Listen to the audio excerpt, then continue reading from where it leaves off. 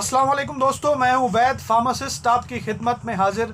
उम्मीद है आप खैरियत से होंगे और मेरी ये दुआ है कि अल्लाह पाक आपको अपनी हिफ्ज़ व अमान में रखे।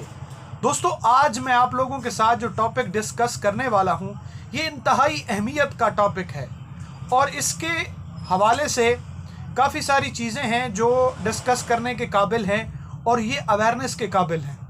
और आज का जो मैं टॉपिक डिस्कस कर रहा हूँ, मैं आपसे ये उम्मीद करता हूँ कि इसको आप मैक्सिमम शेयर करेंगे, क्योंकि ये एक अलार्मिंग सिचुएशन बनती जा रही है। सिर्फ पाकिस्तान में नहीं बल्कि ओवरऑल वर्ल्ड में भी इसके ऊपर रिसर्च हो रही है। इसके मसाइल को हल करने के लिए काफ़ी सारे लोग सर जोड़कर बैठे हैं, लेकिन इसका एक ही हल है, इसका हल है अवेयरनेस। दोस्तों, मैं आज बात करने वाला हूँ एंटीबायोटिक के सही इस्तेमाल के हवाले से। एंटीबायोटिक्स आजकल के इस दौर में बहुत ज़्यादा धड़ाधड़ इस्तेमाल की जा रही है, हर लेवल के ऊपर इस्तेमाल की जा रही है।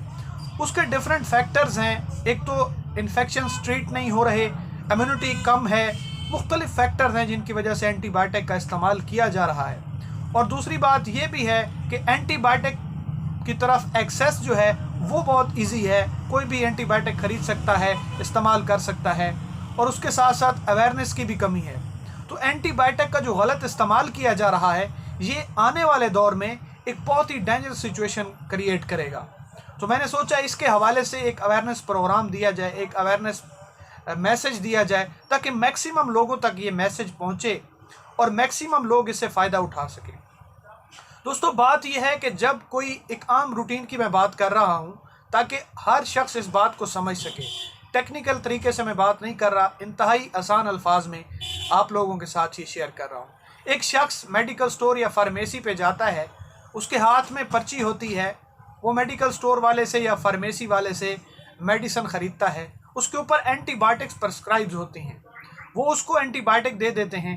जब वो बिल के बारे में पूछता है कि इसका बिल कितना है, इसकी प्राइस कितनी है मेडिसिन की, अमूमन एंटीबायोटिक की जो प्राइस होती है वो ज़्यादा होती है, एंटीबायोटिक साल्ट महंगे होते हैं। तो वो जब पेशेंट अपनी फाइनेंशियल कंडीशन को देखता है तो वो ये समझता है कि अगर मैं इस दवाई को कम ले लूँ, कम पैसों में ख़रीद लूँ, और मैं अगर इससे बेहतर हो जाऊँ तो मज़ीद फिर ख़रीद लूँगा, या ठीक हो जाऊँगा तो नहीं ख़रीदूँगा। वो एक आम सी, जिस तरह हम खुद-व-नोश की चीज़ें ख़रीदते हैं, वो इस तरह उसको ट्रीट कर रहा होता है। और अपने फिनंशियल बजट को मेंटेन करने के लिए, बेहतर करने के लिए वो 1 या 2 टैबलेट ख़रीद लेता है। लेकिन उसके नॉलेज में ये बात नहीं होती है, उसको नहीं बताई जाती कि जो एंटीबायोटिक है उसकी एक स्पेसिफिक डोज होती है, उसकी एक मखसूस डोज होती है। अगर उसको उसके अंदर इस्तेमाल किया जाए तो बेहतर होती है, वो उसके रिज़ल्ट भी देती है। अगर एंटीबायोटिक को उस तरह इस्तेमाल ना किया जाए जिस तरह उसकी डोज है, तो फिर वो ख़तरे की तरफ जाती है और वो माइक्रोबियल रेजिस्टेंस क्रिएट करती है और काफ़ी सारे मसाइल पैदा होते हैं।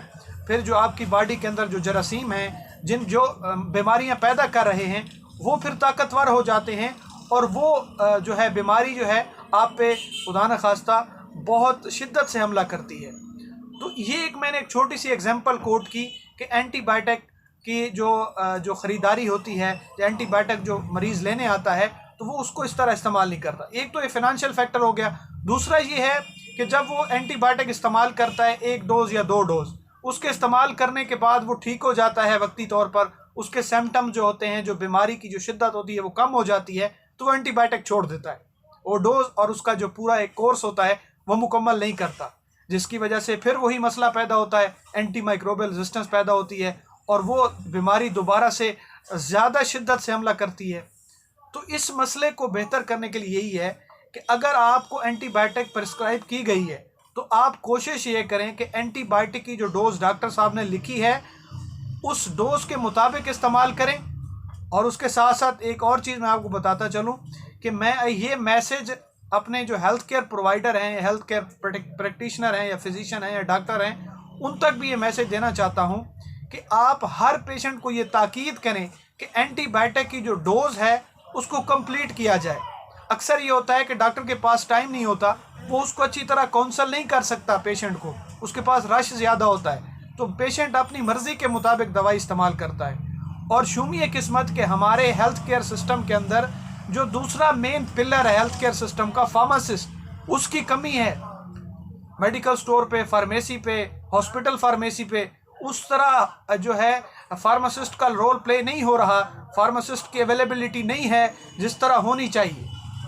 तो एक तो मैं अरबाब इख्तियार से भी ये मैसेज देना चाहता हूँ कि hospital pharmacist, retail pharmacist, community pharmacist, clinical pharmacist, इनकी तैनाती की जाए इस लेवल पे कि ये जो एक बहुत बड़ा गैप है इससे बचा जा सके।